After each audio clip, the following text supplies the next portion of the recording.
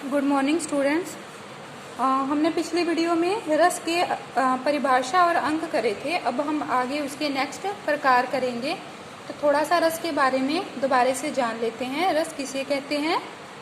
रस जो हम कहानी, उपन्यास, नाटक, एकांकी आदि के सुनने या देखने से हमारे मन में जो भाव उत्पन्न होते हैं, भाव मीन्स फीलिंग्स जो उत्पन्न होती हैं, चाहे वो सुख की हो या दुख की अनुभूति हो या फिर कोई आश्चर्य की या हैरानी की, जो भी अनुभूति होती है उसे रस कहते हैं। ठीक है, तो अब हम रस के प्रकार कर रहे हैं। रस वैसे बेटा 8 रस माने गए हैं, परंतु परवर्ती आचार्यों के अनुसार रस की संख्या 9 कर दी गई थी। इन्होंने एक और ऐड कर दिया था, वो था शांत रस। देखो, श्रृंगार, हास्य, करुण, रौद्र, वीर, भयानक है। मतलब श्रृंगार, हास्य, करुण, रौद्र, वीर, भयानक, विभत्स, अद्भुत, संज्ञो। मतलब एक कौन से? विभत्स और अद्भुत।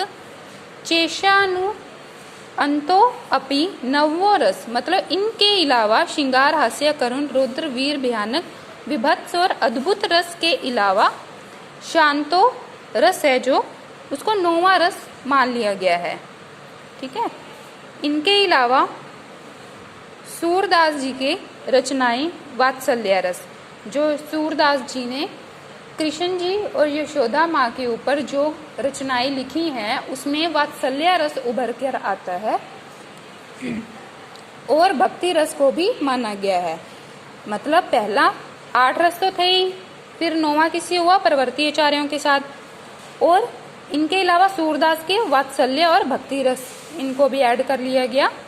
फिर कितने हो गए? टोटल 11 हो गए। ठीक है, अब हम इनके बारे में एक एक करके पढ़ेंगे। सबसे पहले है श्रृंगार रस।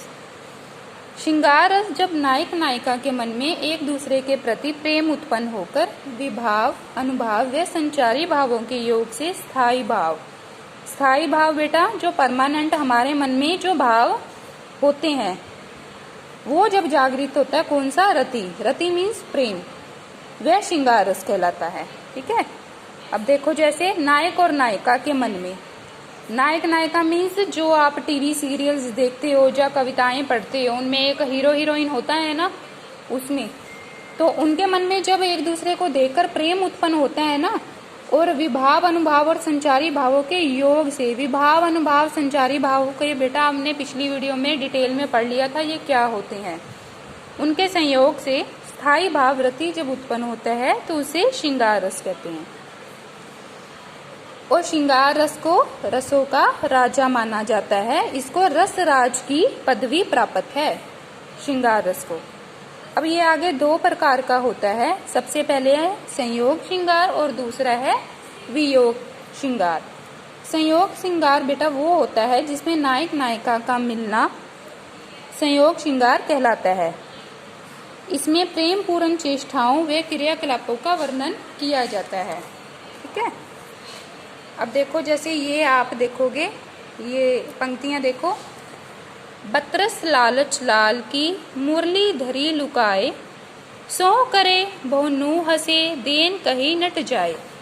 मतलब इनका अर्थ है, कृष्ण जी और जो गोपियों के बारे में बताया गया है, कृष्ण जी की जो मुरली है, मुरली धरी लुकाए, मतलब मुरली किसने छिपा ली है? गोपियों ने इनकी मुरली छिपा ली कृष्ण जी की।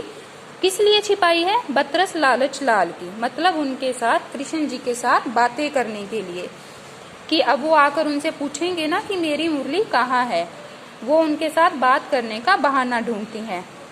सो करे बहुनू हंसे, मतलब वो कसम खाकर कहती हैं। बहुनू हंसे मतलब अपने बहुओं को ऐसे फेस इंप्रेशन देके हंसती हैं। देन कहीं नट जाए, और वो कहती हैं, जब कृष्ण जी उनसे पूछने आते हैं और हंसकर जवाब देती है कि हमारे पास तो मुरली नहीं है, वो देने से नट जाती हैं। तो इसमें क्या है? इसमें श्रृंगार रस के संयोग रस की उत्पत्ति होती है। ठीक है, आगे देखो वियोग श्रृंगार। वियोग श्रृंगार में जहाँ नायक नायिका के वियोग का वर्णन होता है, ठीक है, वियोग मतलब जब विछोड़ा या फिर जिस सीन को देखकर या आप पढ़कर दुख थोड़ा सा महसूस करते हो, उनके दूर जाने की जब संभावना होती है, जब दूर चले जाते हैं, उसको बोला जाता है। जैसे विरह का जलजात जीवन, विरह का जलजात, विरह से समझ में आ रहा है ना, तो आपको पता चल जाएगा कि ये वियोग श्रृंगार है। वेदना में जन्म, करुणा में मिला आवास, अश्रु चुनता दिवस इसका, अश्रु गिनती रात, जीवन विरह का जलजात। मतलब इन पंक्तियों में विरह के बारे में बताया गया है। विरह मीन्स विछोड़ा, उसके बारे में कहा गया है। जब वो कृष्ण जी चले जाते हैं मथुरा में, तो उस टाइम सभी जो गोकुल की गोपियां होती हैं और जो लोग होते हैं, सभी गोकुलवासी होते हैं, तो वो सारे विरह से क्या हो जाते हैं, बहुत दुखी हो जाते हैं। जिसमें अश्रु मीन्स आंसू, आंसू उनके दिन और रात आते ही रहते हैं, मतलब बिल्कुल बंद नहीं होते। जीवन विरह का जाल, अब उनको जीवन ही अपने विरह का जल जाल लगने लग जाता है। ठीक है बेटा, ये थे आपका श्रृंगार रस, जिसके ये आगे के 2 पार्ट थे। अब हम नेक्स्ट करेंगे नंबर 2, हास्य रस। हास्य रस, अब आपको ये हास्य शब्द सुनकर ही थोड़ा सा पता चल गया होगा ना। हास्य मीन्स हंसी आना। जिस रस जिसको आपको पढ़कर, देखकर या सुनकर जिसमें आपको थोड़ी हंसी आती है, उसको हास्य रस बोला जाता है। इसकी डेफिनेशन देखो, जहां पर किसी विचित्र वेशभूषा, वेशभूषा बोलते हैं बेटा जो आउटलुक होता है, जो उनके कपड़े पहने होते हैं, उनको बोलते हैं। विकृत आकृति, क्रियाकलाप, रंग रूप, वाणी एवं व्यवहार को देखकर, ठीक है, सुनकर या पढ़कर हृदय में हास्य का भाव उत्पन्न हो।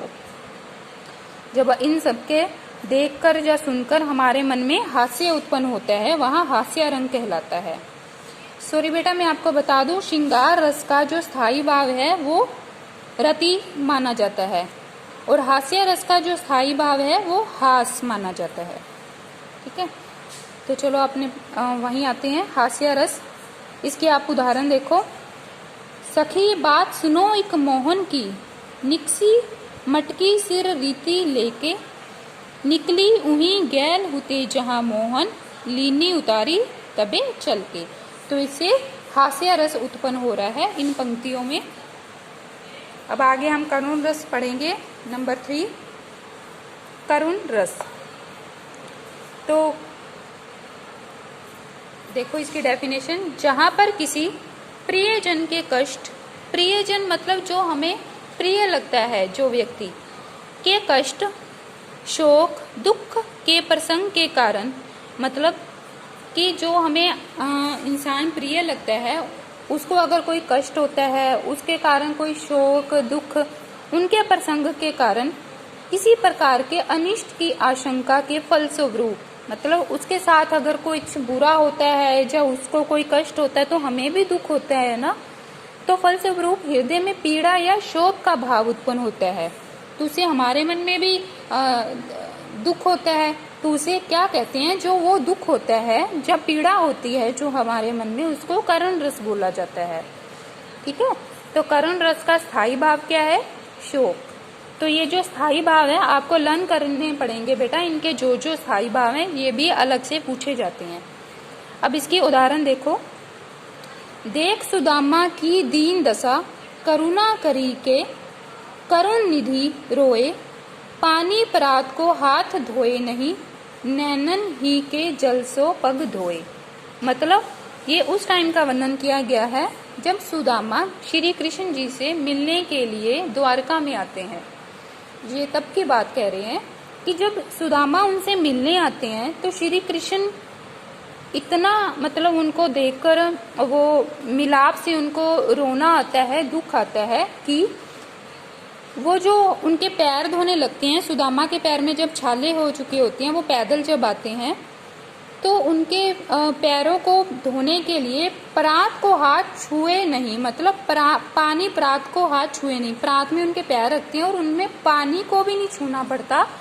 कृष्ण जी के इतने आंसू टपकते हैं, नैनन के ही के जल सो पग धोए, मतलब आंखों में से इतने आंसू टपकते हैं कि उनसे ही उन्होंने सुदामा जी के पैर धोए। ठीक है, तो इसमें कौन सा रस निकल के आ रहा है इन पंक्तियों में? करुण रस। अब आगे देखो, रौद्र रस, ये हमारा 4th रस है। रौद्र मीन्स देखो, जहां पर किसी के असहनीय वचन, अपमानजनक क्रियाओं के फलस्वरूप क्रोध का भाव उत्पन्न हो। रौद्र मीन्स क्रोध। तो जब हमारा कोई अपमान कर देता है, या हमें किसी की बात अच्छी नहीं लगती, सुनकर गुस्सा आता है ना, आता है ना गुस्सा, आपको भी कभी आता होएगा किसी की बातें सुनकर, जब आपका कोई अपमान करता है तो आपके मन में क्या फीलिंग्स आती हैं उस टाइम? उस इंसान के ऊपर क्रोध आता है ना, रौद्र आता है ना, तो उसको क्या कहती है? रौद्र रस। अब देखो, तुमने धनुष तोड़ा शशि शेखर का, मेरे नेत्र देखो, इनकी आग में डूब जाओगे, सवंश राघव। ये बेटा तब की बात है जब श्री राम जी के बारे में इसमें बताया गया है। जब श्री राम जी ने, दुर्वासा ऋषि आते हैं और वो गुस्से में बोलते हैं कि तुमने ये क्या किया, तुमने धनुष तोड़ा, कि तुमने धनुष तोड़ दिया है शशि शेखर का। शशि शेखर मीन्स महादेव जी का, शिव जी का। उन्होंने जब धनुष तोड़ दिया था तो वो कहती है मेरे नेत्र देखो, गुस्से में आके बोलते हैं दुर्वासा ऋषि कि मेरे नेत्र देखो, इनकी आग में डूब जाओगे, सवंश राघव। राघव मीन्स राम भगवान को बोला गया है, इनकी आग में तुम डूब जाओगे। तो यहाँ पे उनको गुस्सा आता है उस टाइम दुर्वासा ऋषि को। ठीक है, आगे है वीर रस, ये हमारा 5वां रस है। वीर, वीर शब्द से आपके मन में क्या आ रहा है? वीर, वीरता, आप पढ़ते होगे ना, कविताएं बचपन से ही पढ़ते आ रहे होगे। देशभक्ति में जब वीरता की बातें आती हैं वो है। युद्ध अथवा किसी कठिन कार्य को करने के लिए हृदय में निहित उत्साह, स्थायी भाव के जागृत होने के फलस्वरूप जो भाव उत्पन्न होता है, मीन्स जब हम युद्ध के लिए लड़ने जाते हैं, जब युद्ध होता है, जब कोई कठिन काम करने के लिए हम जाते हैं, तो हमारे मन में एक बार वो बड़ी क्यूरियोसिटी उत्पन्न होती है ना, कि आती है ना अंदर से फीलिंग्स, वीरता की, उत्साह पैदा होता है ना उस काम को करने के लिए, है ना, तो उसको क्या बोलते हैं? वीर रस। तो वीर रस कहते हैं उसे। देखो अब इनकी पंक्तियां, मैं सत्य कहता हूं सखे, सुकुमार मत जानो मुझे, यमराज से भी युद्ध में प्रस्तुत सदा जानो मुझे, हे सारथे है द्रोण क्या, आवे स्वयं देवेंद्र भी, वे भी ना जीतेंगे समर में आज क्या मुझसे कभी। इसमें देखो, इन पंक्तियों को पढ़ते ही पता चल रहा है कि वो अपनी वीरता की बात कर रहे हैं कि है द्रोण क्या। द्रोण किसको बोला गया है? द्रोणाचार्य गुरु को। महाभारत में है ना द्रोणाचार्य गुरु, आपने देखी होगी बेटा महाभारत। इन दिनों तो वैसे ही हर चैनल पे आती है ना, तो आपको अपने हमारे धर्म के बारे में पता होना चाहिए, रामायण महाभारत इन सब के बारे में पता होना चाहिए। तो उसमें द्रोणाचार्य के बारे में कहा गया कि है द्रोण क्या, आए स्वयं देवेंद्र भी, वे भी ना जीतेंगे स्वर में आज क्या मुझसे कभी। मतलब वो अपनी वीरता के बारे में बता रहे हैं। अब हम अगला करेंगे भयानक रस। भयानक रस वो होता है बेटा जहाँ भयानक वस्तुओं या दृश्य को देखकर उसके फलस्वरूप हृदय में भय का भाव उत्पन्न होता है। जब हम कोई भयानक खतरनाक सी वस्तु देख लेते हैं, जब दृश्य देख लेते हैं, तो हमारे मन में भय होता है ना, डर उत्पन्न होता है, तो उसे भयानक रस कहते हैं। देखो, उधर गरजती सिंधु लहरिया कुटिल काल के जालों सी, चली आ रही फैन उगलती फन फैलाए व्यालों सी। अब इसमें समुद्र के बारे में कहा गया है। समुद्र, सिंधु मीन्स समुद्र की लहरों, लहरिया मीन्स लहरों के बारे में कहा गया है कि समुद्र की जो लहरें हैं इस तरह आती प्रतीत हो रही हैं। मतलब इतना भयानक सीन है वो, इस तरह दिख रहा है जैसे फन फैलाए व्यालोसी। मतलब कि फन कौन फैलाता है? फन सांप फैलाता है। जैसे सांप अपना फन फैलाए हुए आता है, इस तरह समुद्र की जो लहरें हैं वो ऐसे प्रतीत हो रही हैं कि जैसे सांप अपने फन फैलाए हुए आ रहा है। तो बेटा आज हम इतना ही करेंगे, भयानक रस तक। आगे के जो हमारे रस हैं, जो 11 रस हैं जो बची हैं, वो हम नेक्स्ट डे करेंगे। तो इनको आप अपनी नोटबुक में अच्छे से लिख लेना और इनको समझ लेना। ओके बेटा, थैंक यू।